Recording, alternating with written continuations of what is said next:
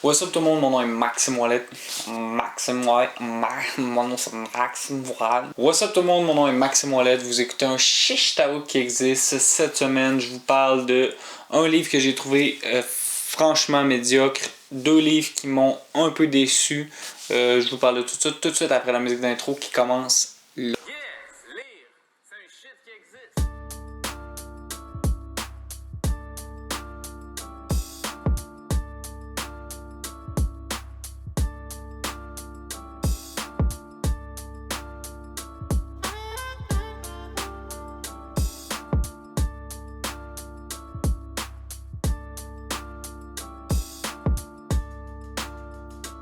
Je commence par vous parler du livre que j'ai vraiment pas aimé. Il s'agit d'Un bruit de balançoire de Christian Bobin. C'est un livre qui parle de l'ennui et ça tombe bien parce que c'est un livre franchement ennuyant. C'est également un livre qui parle de littérature, mais qui parle de littérature de la manière la plus prétentieuse qu'il n'y a pas. C'est-à-dire d'une manière un peu pédante, d'une manière qui semble vouloir dire que la grande littérature, c'est la seule littérature qui est valide. Pour vous donner un exemple du genre de passage qu'on peut retrouver dans ce livre-là, à la page 30 et 31, on a un passage qui s'appelle « Monsieur le forestier ». Les arbres, chose inhabituelle, se taisaient. Aucun bruit dans la forêt, sinon le poème inclassable d'un ruisseau, sa petite voix claire, je disparais quand j'apparais. Vous finissiez de couper des arbres. C'était votre travail de faire disparaître quelques interlocuteurs du ciel. Vous alliez bientôt partir. Votre chien s'ennuyait dans la camionnette. Des branches abattues empilées étaient marquées de vert fluorescent. Dans l'Ancien Testament, les anges mettent de semblables marques au front des maisons où bientôt la mort entrera. Il faudrait que j'invente une tapette à anges. Une douceur flottait en écharpe dans l'air. Je l'ai attrapée par le nez puis par la pensée. C'était le sang des martyrs, la splendeur arabique de la sève, l'âme parfumée du bois. Toutes les âmes donnent leur mieux à l'instant de l'arrachement. C'est ça.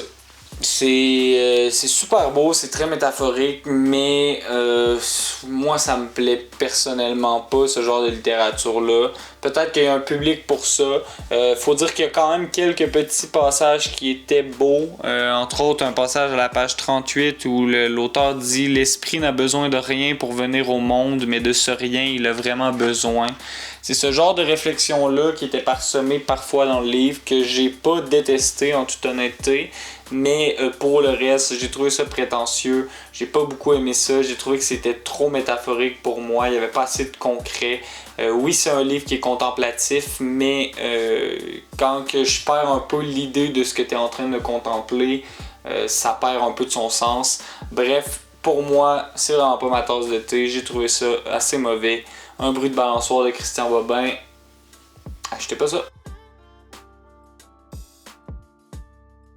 Je vous parle maintenant de La face cachée de la lune de Robert Lepage. J'ai dit au début du vidéo que c'était une pièce qui m'avait déçu. C'est effectivement une pièce de théâtre qui m'a déçu, mais c'est surtout la lecture de celle-ci qui m'a laissé sur ma faim. On le sait, la dimension visuelle dans les pièces de Robert Lepage est très importante. Puis c'est évidemment perdu quand on les lit et non quand on assiste à des représentations de ces pièces-là. Par contre, j'ai trouvé que le texte était un peu moins fort que ce que j'avais déjà lu par le passé. J'avais lu 887 de Robert Lepage, puis malgré le fait que c'était une lecture puis que j'étais pas là sur place pour voir de quoi ça avait de l'air, j'avais adoré cette pièce-là. Je trouvais que c'était franchement bien écrit. J'ai un peu moins retrouvé ça avec La face cachée de la lune. Le texte est un peu moins fort, ou du moins résonne un peu moins en dedans de moi. Je comprends que c'est intéressant cette idée d'avoir un seul comédien qui joue tous les personnages. C'est quelque chose d'intéressant. Ça va faire écho peut-être à ce que Robert Lepage a voulu faire, c'est-à-dire parler de 2 parties de lui-même en utilisant 2 personnages, soit 2 frères. Cette partie-là est intéressante. Je pense que définitivement, il y a possibilité d'analyser beaucoup cette pièce-là juste avec le titre, La face cachée de la lune, les 2 visages de 2 frères qui en fait sont une seule et même personne. Bref, il y a plusieurs aspects qui sont super intéressants de cette pièce-là. C'est juste que c'était pas à la hauteur de mes attentes. C'est pas que c'est une mauvaise pièce de théâtre. Je trouve que la version écrite est très bien faite parce qu'on est capable vraiment de s'imaginer de quoi a l'air la pièce. Il y a des schémas à certains moments pour nous montrer où est-ce que les objets sont. Il y a des photos également de certaines représentations pour nous montrer de quoi ça a de l'air quand c'est sur les planches. Donc à ce niveau-là, j'ai trouvé ça vraiment intéressant. C'est bien rendu dans le livre. Pour ma part, ça m'a laissé sur ma faim, mais c'est pas parce que c'est une mauvaise pièce. Honnêtement, très bonne pièce de théâtre qui a été remise sur les planches le 5 mai à l'occasion d'une soirée bénéfice, mais les billets étaient énormément trop chers pour moi. Là, on parle des billets de 250 et 500 $, tout dépendant si on était dans les petits prolétaires ou si on était dans les salons VIP. Mais encore là, 250 $ pour un petit prolétaire, ça fait cher, ça fait cher le prolétariat comme on dit par chez nous. Bref, j'ai pas eu la chance d'aller voir la pièce. J'aurais vraiment aimé ça parce que c'est quelque chose que je veux faire dans ma vie, voir une pièce de Robert Lepage pendant que j'en ai encore l'occasion. C'est un dramaturge incroyable, un des plus grands dramaturges du Québec, mais c'est surtout, comme je l'ai dit, que ses pièces de théâtre, du moins de ce que j'en sais, sont toujours super éclatées. Donc définitivement, j'aimerais aller voir une pièce de Robert Lepage, mais à 250$ le billet, trop cher pour moi. Le livre m'a laissé sur ma faim. Néanmoins, je le mets pas dans une liste de mauvais livres. Là. C'est pas du Christian Bobin. C'est juste que j'aurais aimé ça la voir, la pièce. Là. Je vais me répéter, mais c'est surtout ça dans le fond. Et je termine ça avec une autre semi-déception que j'ai eue, soit Une femme extraordinaire de Catherine Ethier. J'aime beaucoup Catherine Ethier, j'aime toujours l'entendre dans des chroniques ou à des occasions où est-ce qu'elle prend la parole. Je la trouve drôle, je la trouve intelligente. Puis on retrouve vraiment beaucoup le ton de Catherine Ethier dans ce livre-là. On sent ce petit côté comique-là, ses réflexions. On sent vraiment qu'il y a une portée politique dans ses phrases. C'est super intéressant à ce niveau-là. Par contre, j'ai trouvé parfois que c'était un peu forcé. Je trouve qu'il y a des moments où est-ce que je me disais, voyons, on dirait qu'elle veut puncher. J'aurais aimé qu'on rentre peut-être un petit peu plus en profondeur, qu'il y ait peut-être un peu moins de métaphores, puis de petites jokes, puis qu'on soit un petit peu plus sérieux. Par contre, ça c'est vraiment juste un point de vue personnel. En soi, le livre est intéressant. L'action avance peut-être pas assez vite, justement parce qu'on est dans une littérature qui est parsemée de grandes phrases, parsemée de réflexions.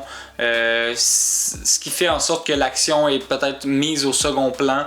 J'aurais aimé peut-être qu'il y ait un développement plus important en ce qui a trait à l'histoire. Mais j'aime beaucoup comment l'histoire commence. J'ai adoré comment elle termine. C'est vraiment un livre qui pourrait être divisé en phases, parce qu'il y a des phases où est-ce que j'ai été tanné justement de cette espèce de volonté de puncher là tout le temps. Puis il y a d'autres phases où est-ce que j'avais cette impression qu'on rentrait un peu plus dans une certaine forme de psychologie, dans une certaine forme de réflexion sur la société. Il y a un gros mépris, je pense, du star system québécois. Il y a plusieurs aspects vraiment intéressants à ce livre-là. Donc c'est ces moments-là, moi, qui ont été des moments plus forts pour moi. C'est les moments où est-ce que ça m'a redonné envie de continuer ma lecture, parce que je dois l'avouer, à certains moments où est-ce que je me demandais si je terminais ce livre-là, mais je regrette vraiment pas de l'avoir terminé. La fin est sublime. Vraiment, même si c'est un livre qui m'a déçu, c'est peut-être simplement parce que j'avais de trop grosses attentes, parce qu'honnêtement, c'est un bon livre, c'est bien écrit. On reconnaît la plume de Catherine Ethier. On peut presque entendre sa voix qui nous lit le livre tellement que ça ressemble à ce qu'elle fait. Vraiment, ce livre-là va vous faire rire, il va vous faire sourire, vous allez avoir des frissons, vous allez pleurer. Le livre en soi est très très beau. Je vous conseille quand même de le lire, même si moi il m'a déçu. C'est comme je dis, simplement parce que j'avais vu beaucoup de posts sur Instagram par rapport à ce livre-là. C'est un livre qui était sur ma liste, puis que je me suis pas... j'ai pas été capable de me retenir. J'ai été l'acheter plus tôt, même si c'était pour ma liste de l'année prochaine. Donc je pense que toutes ces choses-là, toute cette circonstance-là fait que j'avais pas le choix d'être déçu. Je reviens au fameux exemple du spectacle de Kendrick Lamar, où est-ce que j'avais tellement des attentes que j'ai été déçu. Ça m'a fait ça avec Catherine Ethier. Donc Catherine Lamar, Une femme extraordinaire, Faites-vous pas des trop grosses attentes puis vous allez adorer ce livre-là. C'est ma suggestion de la semaine. Les 2 autres livres m'ont laissé sur ma faim, voire m'ont complètement dégoûté. Shout-out à Christian, mais c'est pas pour moi. Bref, Une femme extraordinaire, allez l'acheter, c'est paru très récemment. Faut encourager là, les grands auteurs québécois.